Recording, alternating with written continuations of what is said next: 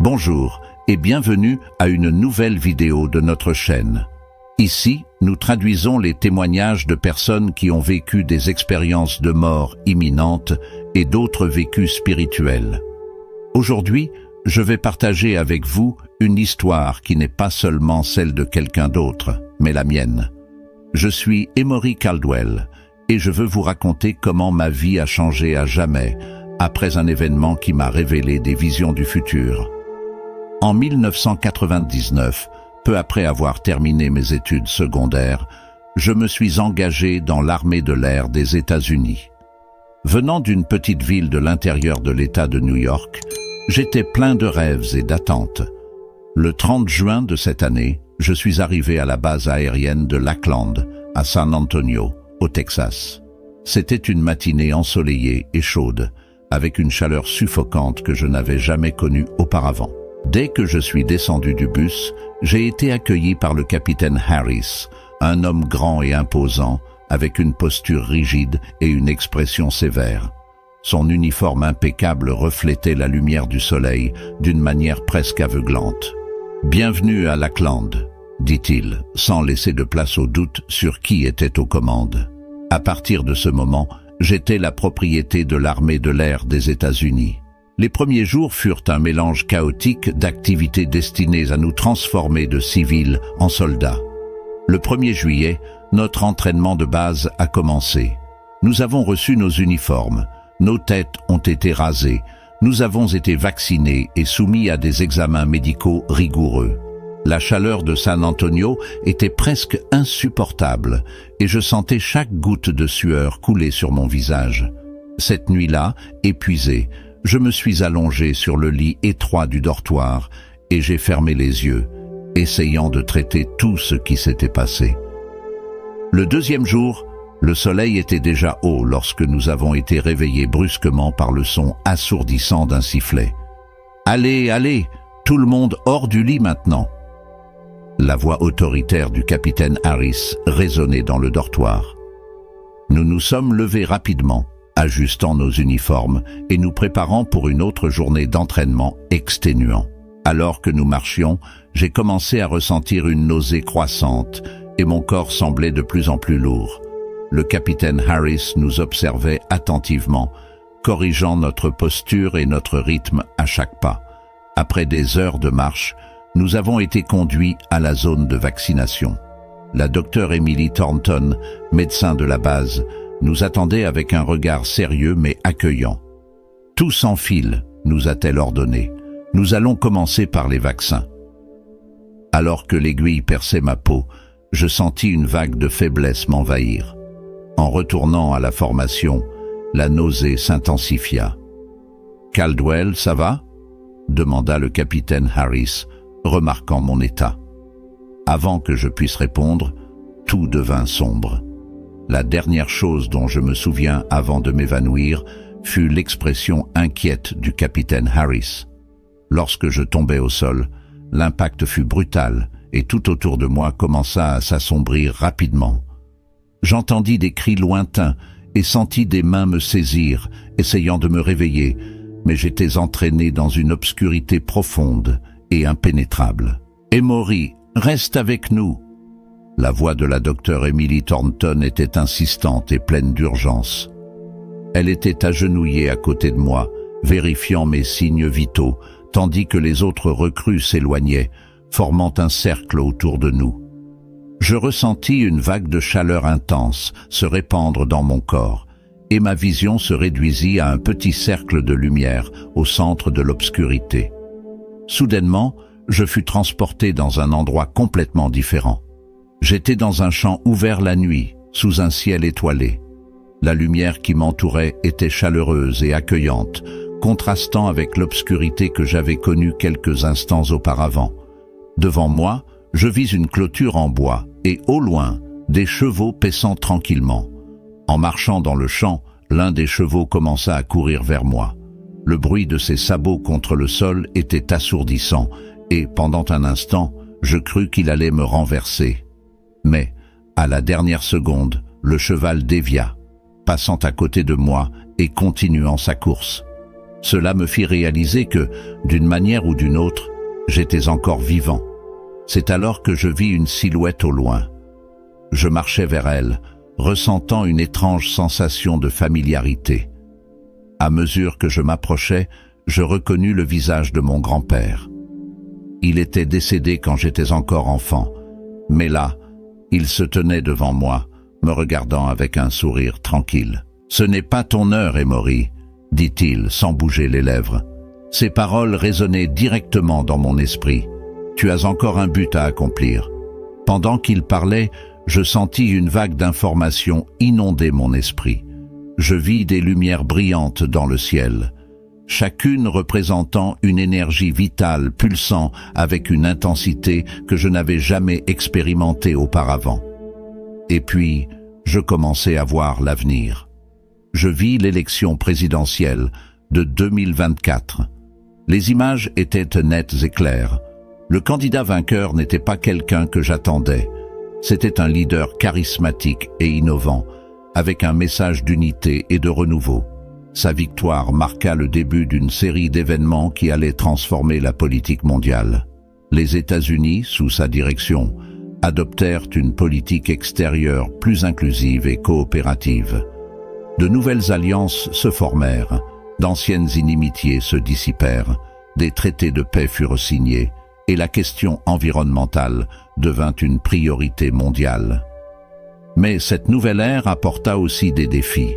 Des mouvements populistes et nationalistes commencèrent à gagner en puissance, résistant au changement et créant des périodes d'instabilité. L'Europe connut une renaissance politique avec la formation d'une nouvelle union, plus forte. En Asie, la Chine émergea comme une leader collaborative sur la scène économique mondiale. En Amérique latine, des mouvements démocratiques fleurirent, inspirés par la nouvelle direction mondiale. Ces visions me montrèrent que l'humanité se trouvait à un point critique. Les choix faits dans les années à venir seraient cruciaux pour l'avenir de notre planète. Et, d'une certaine manière, j'en faisais partie. Soudainement, je sentis une force me tirer en arrière. Le champ et les étoiles commencèrent à disparaître, et je revenais dans mon corps physique. J'ouvris les yeux et vis le visage soulagé de la Dr Thornton et l'expression de surprise du capitaine Harris. « Il est de retour », s'exclama la Dr Thornton, vérifiant de nouveau mes signes vitaux. « Respirez profondément, Emory. Vous êtes en sécurité maintenant. » Alors que je reprenais conscience, je sentis une nouvelle détermination en moi. J'avais vu quelque chose d'extraordinaire, quelque chose qui allait changer ma vie pour toujours. Je savais que je devais vivre différemment, avec plus de conscience et de compassion. La lumière fluorescente du dortoir semblait plus intense lorsque je repris connaissance. La Dr Thornton restait à mes côtés, surveillant mes signes vitaux avec une expression de soulagement. Le capitaine Harris, qui gardait habituellement une posture rigide et autoritaire, semblait momentanément détendu, mais retrouva vite sa composture habituelle. « Vous avez eu beaucoup de chance, Caldwell », dit-il, sa voix maintenant plus douce. « Nous avons vraiment cru vous avoir perdu. » Je tentais encore de comprendre ce qui s'était passé, la vision du futur, la présence de mon grand-père. Tout semblait si réel, mais en même temps impossible. Les paroles du capitaine Harris me tirèrent de mes pensées. « Que m'est-il arrivé ?» demandai-je, ma voix rauque et faible. « Apparemment, vous avez souffert d'épuisement dû à la chaleur et vous avez eu une réaction adverse au vaccin, » expliqua la Dr Thornton. « Vous vous êtes évanoui et vous avez violemment frappé votre tête contre le sol. Nous vous surveillons pour nous assurer qu'il n'y a pas de dommages permanents. » Alors que j'écoutais l'explication, mon esprit restait prisonnier des visions que j'avais eues pendant mon expérience de mort imminente. Le futur que j'avais entrevu, les événements politiques et les changements mondiaux, tout semblait si urgent et réel. Je savais que je ne pouvais pas simplement ignorer ce que j'avais témoigné. J'ai été transféré à l'infirmerie où j'ai passé les jours suivants sous observation. Les nuits étaient longues et silencieuses, et je me trouvais souvent perdu dans mes pensées, essayant de comprendre la signification de mon expérience. Chaque fois que je fermais les yeux, Je voyais des éclairs du futur, comme si mon cerveau essayait de traiter tout ce que j'avais vu. Le major Anderson, un officier supérieur, vint me rendre visite plusieurs fois pendant ma convalescence. C'était un homme calme et réfléchi, avec des yeux qui semblaient te voir au-delà des apparences. Sa présence était réconfortante et il apportait toujours des mots d'encouragement. « J'ai entendu parler de ce qui vous est arrivé, Caldwell », dit-il lors d'une de ses visites. « Des expériences comme la vôtre peuvent être transformatrices. Il est important que vous trouviez un sens à ce que vous avez vécu. Major, j'ai vu des choses. » Commençai-je à expliquer, hésitant un peu. Des choses que je ne peux pas chasser de mon esprit. J'ai vu l'avenir, j'ai vu des événements qui changeront le monde. Le major Anderson ne sembla pas surpris. Il s'installa sur une chaise à côté de mon lit et me regarda attentivement. « Racontez-moi ce que vous avez vu, » dit-il calmement. Je lui racontai tout ce dont je pouvais me souvenir de mes visions, l'élection de 2024, les changements politiques et les mouvements mondiaux. Pendant que je parlais, le major Anderson écoutait attentivement, posant de temps en temps des questions pour clarifier les détails. Sa réaction était d'un intérêt sincère et d'une véritable préoccupation. « Ce que vous avez vu est extraordinaire », dit-il après que j'eus terminé mon récit. « Quel que soit le sens de ces visions, il est clair que vous avez été touché par quelque chose de bien au-delà de l'ordinaire. Peut-être avez-vous un rôle à jouer dans ces événements futurs. » Ces paroles restèrent avec moi pendant ma récupération. Je commençais à réfléchir à la manière dont je pourrais utiliser ce que j'avais vu pour faire une différence. Je savais que ma vie ne pourrait plus continuer comme avant. J'avais un but plus grand, quelque chose que je devais découvrir et accomplir. Lorsque j'ai finalement été libéré de l'infirmerie, je suis retourné à l'entraînement avec une nouvelle perspective. Les défis physiques et mentaux qui semblaient autrefois insurmontables étaient maintenant perçus comme des étapes nécessaires pour me préparer à quelque chose de plus grand. Le capitaine Harris remarqua le changement dans mon attitude et, bien qu'il fût encore rigoureux, il semblait respecter ma nouvelle détermination. « Vous êtes différent, Caldwell », commenta-t-il un jour pendant une pause d'entraînement. « Ce qui vous est arrivé là-bas au sol a changé quelque chose en vous. » « Oui, monsieur, » répondis-je avec conviction. « Je crois que j'ai un but plus grand ici, quelque chose que je dois découvrir et accomplir. » À partir de ce moment, j'ai commencé à aborder chaque jour d'entraînement avec une nouvelle détermination. Chaque marche, chaque exercice, chaque tâche était une occasion de me renforcer et de me préparer pour ce qui allait venir. Les enseignements du major Anderson et les paroles de mon grand-père résonnaient dans mon esprit, guidant mes actions et mes décisions. Ma transformation n'échappa pas à mes camarades. Certains s'approchèrent, curieux de savoir ce qui avait changé en moi. D'autres, comme le recrue Johnson, un des plus sceptiques, me posèrent la question directement. « Caldwell, que t'est-il arrivé ce jour-là » demanda-t-il pendant une pause. « Tu étais presque mort, et maintenant, on dirait que tu es revenu avec une mission. »« J'ai vu des choses, Johnson, » répondis-je, cherchant les mots justes. « Des choses qui m'ont fait réaliser que nous avons un but plus grand ici. Je ne peux pas tout expliquer, mais je sais que je suis ici pour une raison. » Avec le temps, mon histoire commença à se répandre dans la base. Certains me voyaient comme une inspiration, d'autres comme une curiosité, mais pour moi, l'important était que j'avais trouvé un nouveau but, quelque chose qui me poussait chaque jour. Les jours se transformèrent en semaines, et je continuais à m'immerger dans l'entraînement avec une intensité renouvelée. La base aérienne de Lackland, avec ses vastes pistes d'atterrissage et ses bâtiments austères, devint mon terrain d'épreuve. La chaleur du Texas, qui autrefois semblait insupportable, n'était plus qu'un défi à surmonter. Pendant les marches et les exercices, mon esprit revenait souvent à ces visions du futur. Je voyais clairement le visage du candidat vainqueur des élections de 2024, ces mots d'espoir et d'unité résonnant dans mon esprit. Je devais comprendre plus sur ce que j'avais vu et comment je pouvais faire partie de cette transformation mondiale. Un soir, après une journée particulièrement épuisante, je m'assis sur mon lit de camp, encore en sueur et couvert de poussière. Mes camarades de chambre étaient endormis, et le silence de la nuit n'était rompu que par le bruit des ventilateurs. Je pris un carnet et un stylo et commençai à noter tout ce dont je me souvenais de mes visions. Chaque détail, chaque fragment d'information, tout devait être consigné. Pendant que j'écrivais, je sentis une présence familière. C'était comme si mon grand-père était là avec moi, guidant ma main. « Tu dois te souvenir », semblait-il murmurer dans mon esprit. « Ces visions sont importantes. » Le lendemain matin, j'ai apporté mes notes au major Anderson. Il me reçut dans son bureau, un espace ordonné avec des étagères remplies de livres et un grand drapeau américain accroché au mur. Il me regarda avec un air de curiosité et de préoccupation. « Major, j'ai besoin de votre aide », commençai-je en lui tendant le carnet. J'ai noté tout ce dont je pouvais me souvenir de mes visions. Je pense qu'il y a quelque chose d'important ici, quelque chose que nous devons comprendre.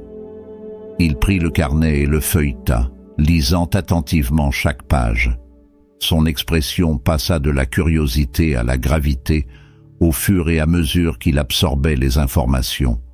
Après quelques minutes, il me regarda, ses yeux reflétant un mélange de surprise et d'admiration. « Emory, c'est extraordinaire », dit-il en refermant le carnet. « Si ces visions sont réelles, vous pourriez jouer un rôle crucial dans les événements futurs. Nous devons réfléchir à la manière d'utiliser ces informations de manière positive. » Sa réponse me donna un nouveau sens à ma mission. J'ai décidé que je devais en apprendre davantage sur le leadership politique et sur la façon dont les changements globaux se produisent. J'ai commencé à utiliser mon temps libre pour étudier des livres d'histoire, de sciences politiques et de philosophie, essayant de comprendre le contexte de mes visions. Au cours d'une de nos conversations, le major Anderson suggéra que je parle avec l'adrée Emily Thornton.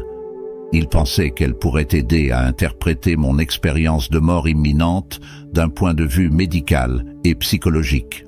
J'ai accepté et pris rendez-vous avec elle. L'adrée Thornton me reçut dans son cabinet, un environnement chaleureux avec des plantes et des photographies de paysages naturels accrochés au mur. Elle m'offrit une chaise et commença à poser des questions sur mon expérience. « Emory, racontez-moi tout ce qui s'est passé ce jour-là, » dit-elle d'un ton calme et professionnel. « Je veux comprendre chaque détail de votre expérience de mort imminente. » Je lui racontai tout ce dont je pouvais me souvenir, depuis le moment où j'avais perdu connaissance jusqu'aux visions du futur. Elle écouta attentivement, prenant des notes et posant des questions pour clarifier les détails. Lorsque j'eus terminé, elle resta silencieuse un moment, réfléchissant. « Vos visions sont remarquables, » dit-elle enfin. « L'expérience de mort imminente peut déclencher des perceptions profondes et significatives. Ce que vous avez vu peut être interprété de différentes manières, mais il est clair que cela a eu un impact profond sur vous. » Pouco à pouco, sous la guidance de l'adrée Thornton et du major Anderson, je me suis plongé dans un nouveau chemin de découverte et de transformation. Leur soutien m'a encouragé à explorer mes visions avec une détermination renouvelée. J'ai suivi les conseils de l'adrée Thornton et me suis tourné vers des communautés partageant des expériences similaires, trouvant réconfort et compréhension dans leurs récits. Chaque jour, je m'engageais davantage dans mon entraînement, non seulement pour développer mes compétences, mais aussi pour honorer le potentiel que mes visions semblaient leur promettre. Le capitaine Harris, autrefois strict, commençait à reconnaître mon élan et à me confier des responsabilités croissantes. Ces mots sur mon potentiel de leadership résonnaient en moi, me poussant à aller au-delà de mes limites physiques et mentales. Guidé par une soif de connaissance, j'absorbais les enseignements des livres recommandés par le major Anderson, plongeant tête première dans les biographies et les théories politiques. Chaque livre était une pierre de plus dans la construction de ma compréhension du monde et de ma place en son sein. Mes nuits étaient consacrées à la lecture, alors que mes camarades me taquinaient gentiment en me surnommant l'académicien. Mais ce surnom n'était qu'une étiquette légère comparée à la profondeur de ma quête intérieure. Dans le groupe en ligne, je partageais et j'écoutais, absorbant les réflexions profondes des autres membres. Chaque échange était une exploration de sens et de possibilités, nourrissant ma conviction que ma vision du futur n'était pas un simple rêve, mais un appel à l'action. Au fil des semaines, ma transformation était palpable. Je me préparais non seulement pour mon rôle militaire, mais aussi pour un rôle potentiel dans les événements mondiaux à venir. Chaque conversation, chaque page lue me rapprochait de mon destin. J'étais déterminé à être prêt lorsque l'occasion se présenterait de façonner le monde selon les contours de mes visions. Lisa et moi, unis par nos expériences de presque mort, explorions ensemble un avenir où la technologie brillait d'une lueur prometteuse, mais où les défis éthiques et sociaux nous rappelaient notre responsabilité. Nos conversations étaient des voyages profonds dans les méandres de ce que nous avions vu, cherchant toujours comment transformer nos visions en actions concrètes pour un monde meilleur. Les réunions que j'organisais avec mes camarades de peloton devenaient des sanctuaires où les rêves prenaient forme à travers nos paroles. Nous avons le pouvoir de façonner demain, répétais-je souvent, conscient que chaque mot pouvait semer les graines du changement. Le soutien du capitaine Harris et du major Anderson m'insufflait une force nouvelle. Leur encouragement me poussait à affiner mes compétences de leader, à amplifier mes visions, à les partager avec ceux prêts à écouter et à agir. Le monde, disait-il, avait besoin de leaders prêts à transformer les rêves en réalité tangible. En dehors des frontières de la base, je me plongeais dans des œuvres communautaires, offrant mon temps et mon savoir à des causes locales. C'est là que j'ai rencontré Madame Hélène, une figure bienveillante dédiée à l'éducation des adultes. Son mantra résonnait profondément en moi. Chacun de nous, avec ses dons et ses visions, a un rôle vital à jouer. À travers ces expériences, je me suis trouvé non seulement en train de forger un chemin vers un avenir que j'avais vu, mais aussi en train d'embrasser un appel plus grand, celui de guider, d'inspirer et de transformer. Chaque sourire, chaque discussion, chaque acte de service devenait une pierre précieuse dans la construction d'un monde où nos visions pouvaient se réaliser, où nos rêves devenaient la toile de fond d'une réalité en évolution. Cette histoire m'a profondément touché. Elle résonne comme une symphonie de courage, de vision et de transformation. À travers les épreuves de la quasi-mort et les rêves qui ont suivi, Emory Caldwell a trouvé un chemin qui va bien au-delà de l'ordinaire. Ses paroles révèlent un voyage intérieur où chaque instant, chaque interaction devient une toile où se tissent les fils de l'avenir. Depuis les jours de formation rigoureuse à la base aérienne de Lackland jusqu'à aujourd'hui, où il parle avec passion et conviction, Emory a vu ses visions se matérialiser dans le monde réel. Les alliances forgées, les traités signés, les défis surmontés, tout cela est devenu une réalité grâce à sa détermination et à son engagement. Maintenant, alors que le monde se prépare pour une autre élection cruciale, Emory Caldwell nous rappelle que nous avons tous un rôle à jouer. Chaque choix compte, chaque action façonne notre destin collectif. Son message d'espoir et de responsabilité résonne comme une invitation à saisir cette opportunité, à choisir des leaders guidés par la sagesse, la compassion et une vision audacieuse pour l'avenir. En écoutant Emory, nous sommes invités à croire en notre capacité à faire une différence, à cultiver l'éducation, à s'engager dans nos communautés et à soutenir mutuellement nos rêves communs.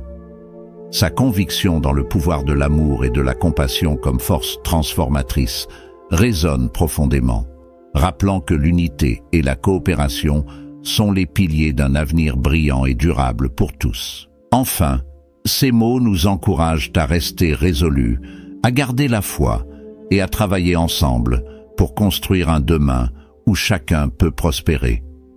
Emory Caldwell nous rappelle que le futur est entre nos mains et que chaque moment est une chance de grandir, d'apprendre et de bâtir un monde meilleur. Alors, qu'avez-vous pensé de cette histoire incroyable? Laissez votre avis dans les commentaires. N'oubliez pas de vous abonner à la chaîne et d'activer la cloche de notification pour être averti de chaque nouvelle vidéo. Merci d'avoir regardé jusqu'au bout. Si vous souhaitez continuer à découvrir d'autres histoires comme celle-ci, cliquez sur cette vidéo qui apparaît désormais sur votre écran.